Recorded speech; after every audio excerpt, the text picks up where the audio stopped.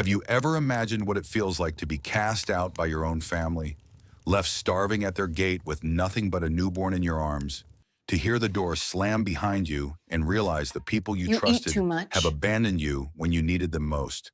That was Clara's fate. At 50 years old, she thought she had endured every cruelty life could offer until that night of betrayal. But what no one expected was the rancher who appeared out of the dust in silence. A man who looked at her child, and simply said, "You're coming with me."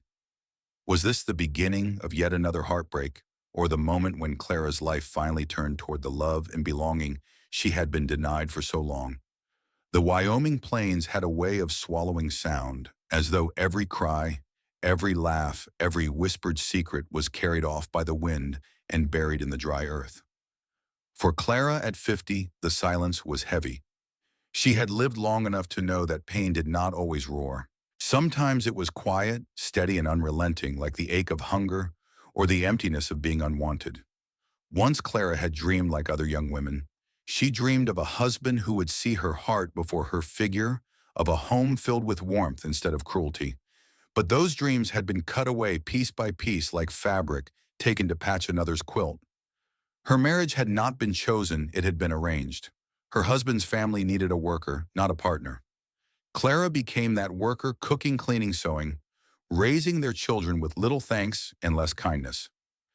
When her husband died suddenly, she thought perhaps she would finally be free. Instead, the family turned their cruelty on her. "You eat too much," her sister-in-law had said once, sneering as she shoved an empty plate toward her. "No wonder you're too big for your own good." The words cut sharper than a knife, but Clara never argued. She only lowered her eyes and carried on, because she had a newborn in her arms, a baby girl who needed her. That child was the only reason she kept breathing. Then one cold evening, when the snow had crusted hard over the earth, her in-laws drove her out. They gave no warning, no kindness, only slammed the door behind her, shouting, "You've had your fill here. Take that brat and leave. You're no kin of ours anymore." Clara stood outside the gate with her baby wrapped in a thin blanket, her body trembling not from cold, but from the weight of rejection that had followed her all her life. She had nowhere to go. No family, no money, no friends. Only the infant clinging to her warmth. The baby whimpered softly, and Clara bent to kiss her tiny forehead. "Shh, little one. Mama won't let you go hungry," she whispered. Yet in her heart, despair gnawed. She had no food, no milk, no roof to shield them. Only the dark prairie stretched before her. That was the moment a voice broke through the night. "You don't belong out here." She looked up. A tall figure stood just beyond the gate, framed by the pale glow of the moon. His hat was pulled low, his coat patched but sturdy. A horse stamped the frozen ground beside him, snorting into the wind. It was Thomas, the loner rancher who lived miles down the valley. Town folks said he was a man of few words, a widower who kept to himself, raising cattle and keeping his sorrow close. They said he didn't need anyone, didn't trust anyone. But tonight he looked at Clara not with judgment, but with a steadiness that made her knees weaken. His gaze fell to the bundle in her arms, then back to her face, pale and hollow with hunger. "Come on," he said quietly, firmly. "You're coming with me." Clara froze. Fear and disbelief tangled in her chest. Why would a man like Thomas, a man with no ties to her, step into her suffering? Was it pity, obligation, or something else? Her lips parted, but no words came. She clutched the baby closer, torn between mistrust and a desperate longing for shelter. Thomas stepped closer, his voice softer now. "A woman with a child doesn't deserve to be left at a gate. Not in this land. Not anywhere." The words fell into Clara's heart like warm water on parched soil. She blinked back tears, her throat too tight to speak. That night, with snow crunching beneath their boots, Clara followed Thomas into the unknown. Each step was heavy with fear, but also with the faintest glimmer of hope that perhaps after years of silence and scorn, her story might be about to change. Would Clara find safety in the arms of this quiet rancher? Or was she stepping into yet another chapter of sorrow? The ranch lay quiet when they arrived. The moon traced silver across the snow, turning the barn's weathered planks into pale bones against the dark sky. A lantern glowed faintly from the porch, casting soft light on the rough-hewn beams of Thomas's house. Clara hesitated at the edge of the yard, clutching her baby close. She had known too many doors that slammed shut, too many homes where she was tolerated but never welcomed. Her heart pounded with the same question over and over. What if this is just another place where I'll be unwanted? Thomas dismounted slowly, his boots crunching against the frost. He turned toward her, his movements deliberate, as though not to startle her. Come inside. It's warm. Warm. That word sank into her like a lifeline. Still her steps were reluctant. Every board beneath her feet creaked like a warning. Inside the cabin smelled of wood smoke and coffee grounds of leather worn by years of work. It was simple, a long wooden table, a rocking chair by the hearth shelves lined with jars of beans and flour. Yet it carried a peace Clara hadn't felt in years. By the fire, two boys stirred at the sound of the door. They rubbed their eyes, blinking at the sight of her. One was tall for his age, perhaps 9, with dark hair and a guarded look. The other, younger, around 7, clutched a ragged toy horse in one hand. Thomas's voice softened. Boys, this is Clara. She and her little one will be staying here. The elder boy frowned, studying her the way a colt studies a stranger at the fence line, wary, uncertain. The younger one stepped forward, his gaze caught by the baby nestled in Clara's arms. He tilted his head, curious, then whispered, She's tiny. Clara's throat tightened. She nodded, managing a small smile. Her name is Grace. The boy repeated it under his breath, as though trying the name on his tongue. Grace. Then he offered his toy horse to the baby, clumsy but earnest. Clara's eyes blurred with tears. No one had offered her kindness at the gate, but here in a stranger's cabin, a child offered it freely. Thomas set down his hat, rubbing a hand across his weary face. You'll have your own room, Clara. It's not much, but it's yours. No one here will send you away. The words nearly undid her. She turned her face toward the fire, letting the heat hide the tears that slipped free. That night, when she laid Grace in the cradle Thomas had built years before for his late wife, Clara knelt beside it, whispering a prayer. Let this be real. Let this be safe. In the dim light, Thomas's eldest son lingered at the doorway, his eyes shadowed with questions. He didn't speak, but Clara understood. He wondered if she had come to replace the mother he still mourned. Clara did not reach for him. She only whispered gently, I don't wish to take her place, only to keep the fire warm. The boy said nothing, but he didn't leave either. He stood in silence as if weighing her words, then slipped away into the hall. When Clara lay down that night, her body ached from exhaustion, but her heart carried something she had not felt in decades, a flicker of belonging. For the first time, she was not alone with her pain, and yet shadows lingered. Could this fragile peace survive the weight of her past and the doubts of the family she was stepping into? Would Clara's fragile hope take root in Thomas's home? Or would mistrust and grief tear it apart before it could bloom? The first days passed like walking on ice, each step, careful, brittle, ready to crack beneath Clara's feet. She rose early, lit the stove, and brewed coffee the way her mother had taught her, slow, steady, never rushed. She made biscuits, her hands remembering the rhythm of kneading, pressing, folding. The smell drifted through the cabin, warm and familiar. Thomas came in from the barn, brushing snow from his shoulders. He paused at the doorway, inhaling deeply. Smells like home, he said softly. Clara froze at the words, not knowing if they were kindness or obligation. She looked at him, searching his weathered face, but saw only sincerity. At breakfast, however, tension seeped into the room like a draft through loose boards. The older boy, Henry, picked at his food, his jaw tight. When Clara asked gently if he wanted more butter, he shook his head sharply. Mama never made biscuits like these. The words cut deeper than he intended. Clara lowered her eyes, murmuring, I don't mean to take her place. Henry's fork clattered against the plate. He left the table without another word. Thomas started to rise, but Clara touched his arm. Let him be, she whispered. Grief has sharp edges. He'll need time. The younger boy, Samuel, looked between them, then carefully spread jam across his biscuit. I like them, he said softly. His small voice, so earnest, steadied Clara's trembling heart. But doubt haunted her. What if Henry never accepts me? What if this house has no room for me at all? The following week, Clara ventured into town with Thomas to trade for supplies. Snow crunched under wagon wheels and the wooden storefronts loomed against a bleak sky.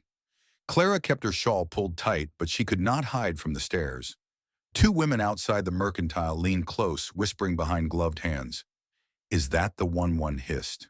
The fat widow he brought home, the other smirked. Can you imagine, desperate fool? Clara's cheeks burned hot against the cold. She wanted to shrink into the seat to vanish into the snow. Thomas heard it too. His jaw clenched, but he kept his eyes forward, his voice low enough only for her. Let them talk. They don't know you. But Clara did. She had heard those words all her life, too fat, too plain, too much, never enough. Their echoes clung to her like burrs. That night after the boys were asleep, Clara sat by the fire mending Henry's torn shirt. Her stitches wavered with the blur of unshed tears. Thomas watched quietly from his chair. Finally he said, "You carry their words like stones, Clara." "You don't have to." Her voice broke. "And how do I put them down, Thomas? They've been with me so long I wouldn't know who I am without them." He leaned forward, his elbows on his knees. "Maybe you don't put them down all at once. Maybe you just hand me one at a time. Let me carry some." Her eyes met his. For the first time she saw not pity, but partnership. Still her heart recoiled. Could she trust it? Could she trust him? The next morning Henry stomped into the kitchen, his face pale with anger. Some boys at school said Pa married a woman nobody else wanted. Clara's breath caught. Before she could answer, Thomas stood tall behind his son. "That's enough," he said firmly. "This house doesn't listen to the cruelty of others. We decide for ourselves who belongs here." Henry looked at Clara, his eyes brimming with confusion and pain. He wanted to believe his father, but grief chained him to doubt. He turned away, slamming the door behind him. Clara clutched Grace close, her heart twisting. She had thought she could endure cruelty from strangers, but from a child she hoped to love. That wound cut the deepest. Her mind churned with a question she could not shake. Would this fragile home survive the storm of old grief and new wounds, or would it all collapse, leaving her abandoned once again? Could Clara's heart withstand both the whispers of the town and the walls of a grieving boy, or would her second chance crumble before it began? By the second Sunday after the snow, the sky had scrubbed itself clean. The wind still bit, but the light lay soft on the cottonwoods along Willow Creek. Thomas hitched the wagon without a word. Clara wrapped Grace in a woolen shawl she'd re-edged with careful blanket stitches the night before. Henry dragged his boots across the yard like the ground owed him something, while Samuel trotted circles around the wagon wheel, chattering about the way the creek made music under ice.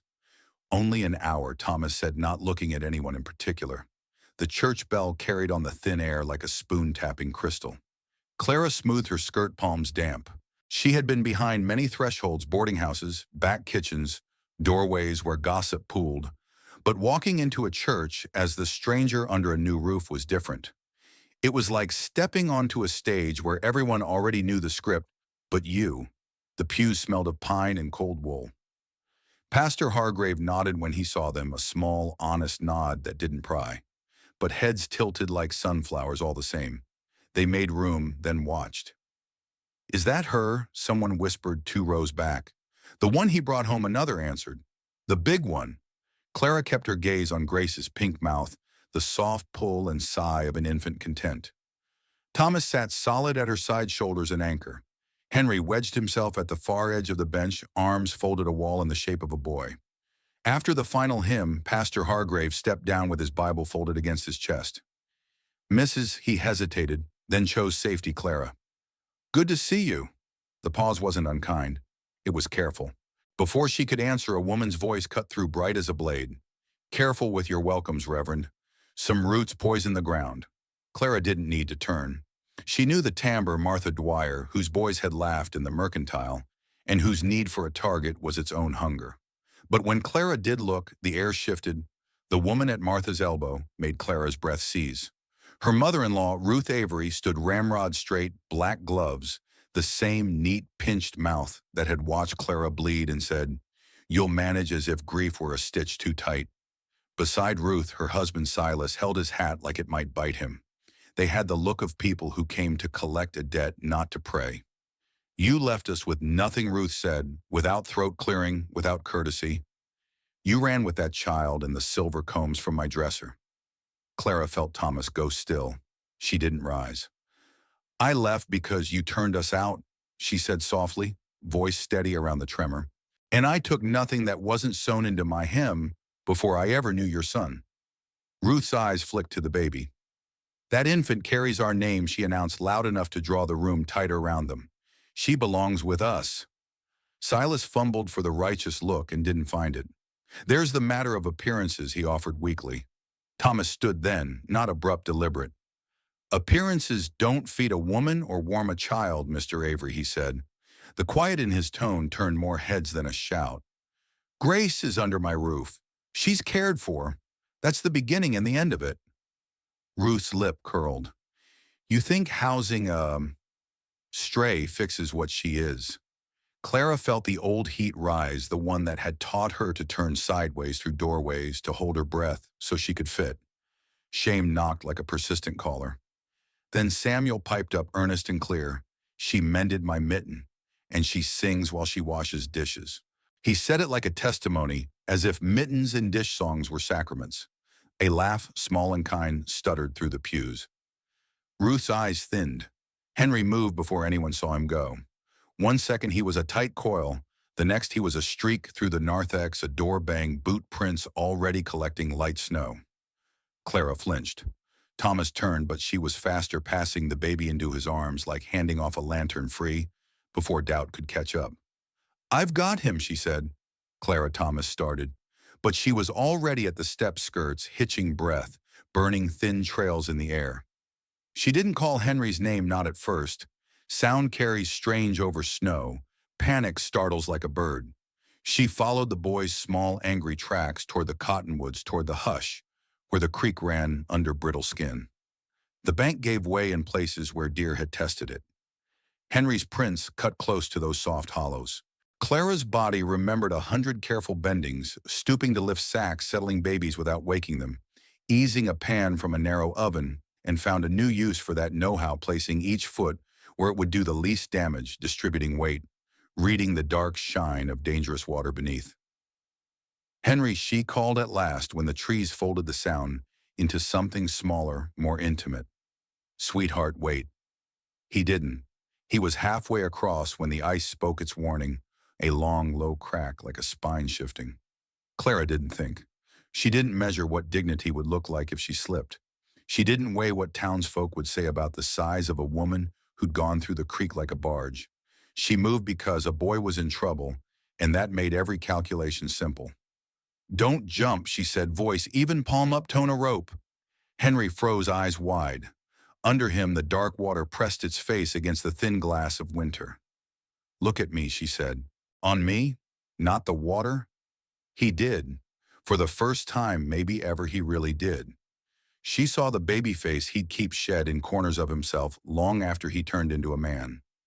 I'm heavy, she said, frank, a fact turned into a plan. That means I can break it where I mean to and make a path. I'm going to lower myself and slide. I need you to do what I say without thinking you know better. Fair. His breath fogged. He nodded just once. She went to her knees, then to her belly, the cold cutting through wool to skin, wicked and immediate. The ice creaked protest. She answered by spreading herself wider, distributing weight inch by inch. When she reached the first seam, she pressed her forearm hard, cracking a lane the width of her body. Water surged into the fracture, pitch black around the white. Hands, she said, offering hers. He shook, but he slid his fingers over her knuckles. She braced. Together they inched backward, her elbows digging her hips, anchoring the fat some had mocked becoming ballast and blessing. When the ice groaned again, she whispered steady nonsense, old lullaby syllables that meant, keep breathing, keep moving, keep living. By the time they reached the bank, her forearms were raw, skirts sodden, teeth chattering hard enough to make words break. Henry fell into the snow shoulders, heaving with errant sobs he tried to swallow back. Clara hauled herself onto the dirt and sat beside him, not touching, not crowding. After a long minute, she said, It hurts, doesn't it? Missing someone. He scrubbed his face with the heel of his hand. She made jam that tasted like sunshine, he blurted as if confessing. You don't taste like her. Clara's laugh came out a shaky shiver. I don't suppose I do. She let the silence hold them. My mama used to say love's a pantry with more than one shelf. You can keep 2 kinds of jam in there and not call it stealing. Henry stared at the trees, a boy resting with big thoughts in a small body. Snow hissed where it met the creek's black seam. Finally he muttered, I didn't mean to run. You meant to stop hurting, she said. Different thing. She didn't ask forgiveness. She didn't demand it. She laid a path to it and left the gate unlatched. Branches clattered.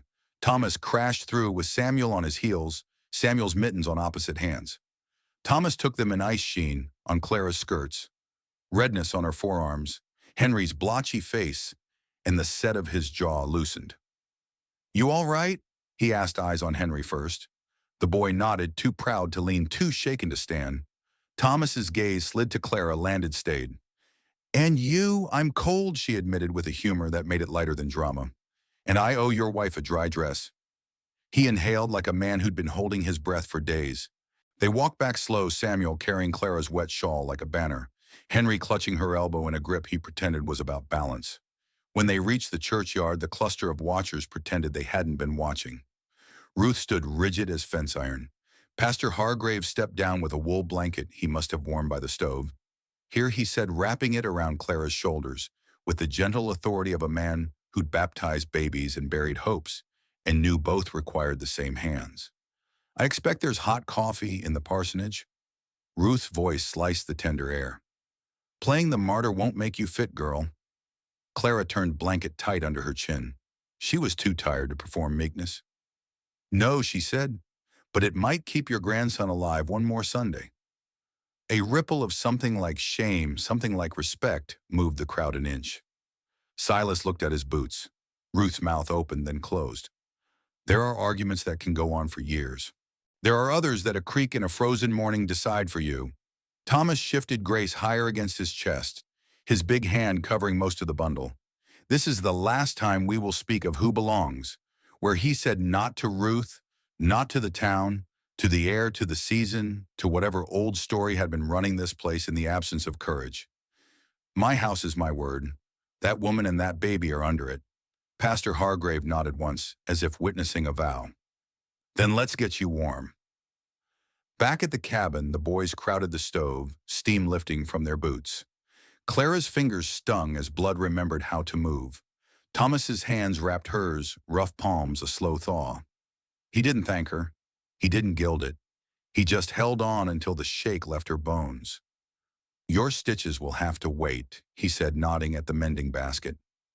My stitches can wait, she agreed. Some things can't. She meant a boy's heart. She meant her own. She meant the fragile, stubborn scaffolding of a family being raised using whatever scrap wood and faith they had on hand. When Henry finally spoke, he didn't look at her. Your biscuits don't taste like sunshine, he mumbled. No, she said, half smiling. They taste like cinnamon and too much patience. He nodded, the corner of his mouth twitching. I like those too. And then, as if it surprised him as much as anyone, he leaned into her side, a quick, awkward fold that wasn't quite a hug. She didn't move except to breathe in the top of his head like a mother counting blessings. Outside, the wind shifted. Somewhere ice loosened its grip, and the creek found a new note to sing. Clara lay awake that night with Grace snoring softly against her ribs, and the ache in her forearms a bright, honest pain. The day had given her something she couldn't name, yet a hinge loosening a door that had been stuck beginning to move. It scared her the way hope did when it first returned shy as a wild thing. She turned her palm over in the lamplight, red scraped strong. She had used the very thing they mocked her size to make a bridge through dangerous water. The thought startled a laugh out of her, quiet and fierce. Maybe she thought the world had been wrong about what was heavy and what was light. Maybe the heaviest thing was a heart held shut. Maybe letting it open was the first true lifting. At the table, Thomas traced a circle of steam on his mug and watched her watch the baby. His face was a language she was just beginning to learn. Tonight it said, I saw you. I see you still. Beyond the window, the cottonwoods stood bare and patient, knowing what waited inside the wood. Spring someday, shoots under snow. A knock rattled the door, then late insistent. Samuel startled. Henry stiffened. Thomas rose slow and careful, the way a man approaches whatever his life has become. Clara tightened the blanket around Grace and listened to the wind press its ear against the house, as if the night too wanted to know, when the door swings wide, will it be trouble from the past or the chance to finally lay it to rest? The knock came again, harder this time, rattling the latch as if the wind itself demanded entry. Thomas set down his mug with deliberate calm, though Clara noticed how his shoulders tensed like a bowstring. He gestured for Henry and Samuel to stay back. Clara, heart-pounding, tightened the blanket around baby Grace and rose despite her trembling legs. She had faced cold eyes before. She would not hide now. When Thomas opened the door, the winter night surged in sharp air flurries, and two figures hunched against the storm. It was Ruth and Silas Avery, her in-laws. Clara's breath caught. She had hoped the confrontation at church was the last, but the storm had carried them to her door. Ruth stepped forward, her black shawl crusted with snow, her eyes still hard as flint. "You may think you've claimed her," she hissed, her gaze darting to the baby in Clara's arms, "but that child is of our blood. You have no right to her." Thomas didn't move. "She has every right to the woman who feeds her, warms her, sings her to sleep. And that woman is Clara," Ruth sneered. "You'll regret this, rancher. The law won't side with a stray." Clara's chest burned. The old urge to shrink, to be invisible, rose like a ghost. But the warmth of Grace's small body pressed against her, and Henry's hesitant closeness at her elbow steadied her spine. She stepped forward. Her voice was soft but carried through the room like a steady flame. "You cast me out when I bled. You let me starve with your grandchild in my arms. Tell me, Ruth, what law protects cruelty?" The silence after her words was heavier than the snow outside. Even Silas shifted, shame flickering across his face. He opened his mouth, then closed it, unable to defend. Thomas's voice, low but firm, filled the gap. "This house isn't yours to judge. It's mine. And Clara stays." Ruth's eyes blazed. She looked at Clara as if to scorch her alive with one last curse. But Clara didn't flinch. She held her ground, heart hammering, knowing this was the first time in her life she had not bowed to them. Finally, Ruth spun on her heel. "This isn't finished," she spat. Silas lingered, gave Clara a look, half regret, half apology, then followed his wife into the storm. The door shut. The wind muffled their retreat until only the crackle of the fire remained. Clara swayed, breath leaving her in a rush. Thomas reached for her elbow, steadying her. "You spoke," he said quietly, almost in wonder. "I had to," Clara whispered. "If not for me, then for her." She looked down at Grace, her cheeks rosy in sleep, unaware of the battle fought over her. Samuel crept closer, wide-eyed. "You weren't scared?" Clara smiled faintly, brushing a damp strand of hair from her face. "I was terrified. But sometimes courage isn't the absence of fear, it's holding on even while you shake." Henry, silent for so long, finally spoke. "You didn't let them take her." His voice cracked as if admitting something to himself. "You're different." Clara's throat tightened. She didn't ask what he meant. She only reached for his hand. This time he didn't pull away. That night, as Thomas banked the fire and the boys settled into uneasy sleep, Clara sat awake with Grace on her chest.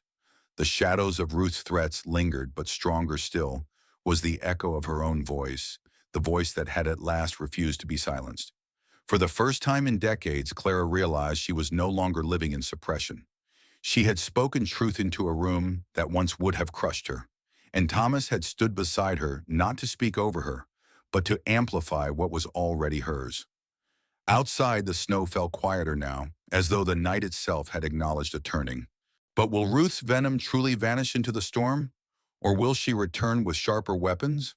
And when she does, will Clara's newfound courage be enough to protect the fragile family she has begun to claim? The thaw came late that spring, but with it came rumors carried faster than the wind across Wyoming. Ruth Avery was not finished.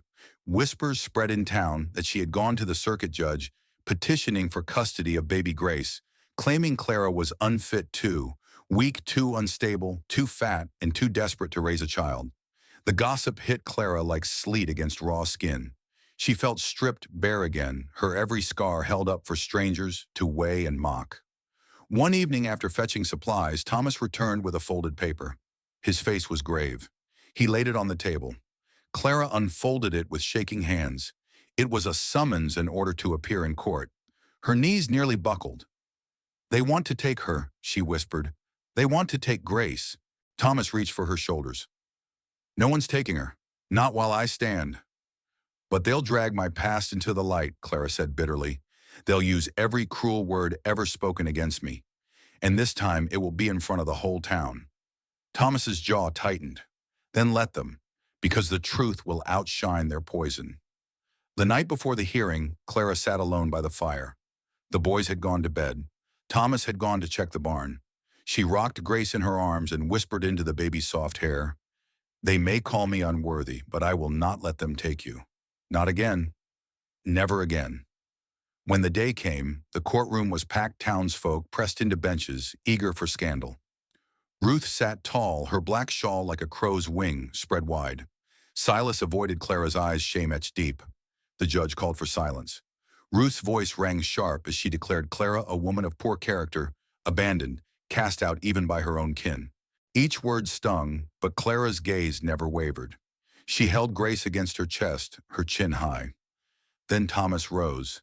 His voice was steady, carrying the quiet thunder of a man who had weathered storms. "I've seen what Ruth Avery calls weakness. I've seen it mend shirts until midnight, plant gardens in poor soil, and sit up with children who wake crying. I've seen her feed not only this baby, but my sons who now laugh again because of her. If that's weakness, then may God grant us all more of it." A murmur rippled through the crowd. The judge looked to Clara. "And what do you say for yourself, Mrs. Avery?" For a moment the old instinct returned to shrink, to say nothing, to let silence keep her safe. But then she remembered Ruth's words at the ranch, the years of being belittled, starved, erased. She looked at Thomas, then at Henry and Samuel, who had slipped in to sit at the back, their young faces tight with worry. She saw Grace's trusting eyes. Clara stood. Her voice was quiet at first, but grew stronger with each word. "I was abandoned with nothing but this child in my arms. I was told I was worthless. But worth is not measured in the opinions of those who cast stones. Worth is measured in love given in lives tended. This baby is alive because I did not give up. Thomas's boys laugh again because I chose to stay. If that makes me unfit, then perhaps what this town needs is more of the unfit." For a long moment there was silence. Then slowly someone clapped. Another joined, and soon the room echoed with applause. The judge raised a hand for quiet. "This court recognizes the care shown by Mrs. Avery and Mr. Thomas. Custody will not be removed." Ruth's face hardened, her plans crumbling. She gathered her shawl with a hiss of fury and stormed out. Silas lingered, eyes heavy with regret, before following. Clara swayed, relief flooding her knees. Thomas caught her before she stumbled. His voice brushed her ear. "You did it. You spoke your truth." Her eyes filled with tears. For the first time, she had not only survived her past, she had broken free of it. But now that Clara has found her voice, will she have the courage to open her heart fully to Thomas and accept that love too might be hers at last? The weeks after the trial felt like a new season, settling gently over the ranch. The snows melted, revealing soft shoots of green, pushing through the earth, stubborn and alive. The boys, Henry and Samuel, seemed lighter, their laughter echoing through the pastures as they raced one another to the creek. Baby Grace thrived, her cheeks round her giggles bubbling like spring water. And Clara felt something stir within her that she had not dared to name in years. Peace. One quiet evening when the chores were done and the boys had gone to bed, Clara stood outside the wide Wyoming sky, stretched above her deep and endless. The stars shimmered like lanterns guiding weary travelers home. She wrapped a shawl around her shoulders and listened to the silence, a silence no longer empty but full of belonging. Thomas joined her, his steps slow measured. He carried 2 mugs of coffee, steam curling into the night. Handing one to her, he said softly, "You were magnificent that day in court. You stood taller than any mountain I've seen." Clara chuckled, shaking her head. "Magnificent is not a word folks have ever used for me." Thomas turned to her, his weathered face illuminated by starlight. "Then they've been blind. I don't see what they mocked at the station. I see the woman who saved my daughter, who taught my sons to smile again, who made this place feel like home. Clara, I see you." His words unraveled, something knotted inside her. For so long she had lived in survival, measuring each day by how much pain she could endure. Now for the first time she felt chosen, not out of pity, not out of desperation, but out of love. Tears filled her eyes. Thomas, she whispered, I don't know if I know how to be loved anymore. He stepped closer, his voice low and certain. Then let me teach you, slowly, gently. We have time. And then with no audience but the stars, he drew her into his arms. It was not a passionate kiss, not a hurried embrace. It was steady, warm, protective, the kind of love that promised I will not leave. I will not let go. Inside the house, Grace stirred, letting out a soft cry. Clara pulled back, instinct guiding her toward the door. But Thomas caught her hand, pressed it to his lips, and said, She has a mother now. Go to her. And in that moment, Clara knew the chains of her past had broken. She was no longer the woman left behind, at the station, mocked and abandoned. She was Clara Avery, mother, partner, beloved. The dawn of her life had come late, but it had come, and it was gentle, radiant, and true. The story closes here. But what if life brought Clara and Thomas new trials? Would you like to see how they faced them together as a family? In the end, Clara's story was not about being abandoned, but about being found. The night her in-laws turned her away with nothing but a hungry newborn could have been her undoing. But instead it became the moment when a quiet rancher chose to see her, not as a burden, not as a failure, but as a woman of worth. What began with the simple words, You're coming with me, grew into something far deeper. A home built from kindness, a bond forged through survival, and love that came not in youth's haste, but in life's quiet maturity. Perhaps the lesson we can take with us is this: even when life feels like it has closed every door, there may still be one left open, a door, not of grandeur, but of gentleness. And sometimes healing comes not from being rescued, but from being truly seen just as you are. If this story touched your heart, I invite you to join our community here at Wild West Saga. Subscribe to the channel, share this story with a friend, and leave a comment below. Tell me, would you like to see what happens next for Clara and the rancher? Or perhaps hear more stories of second chances of love that blooms later in life?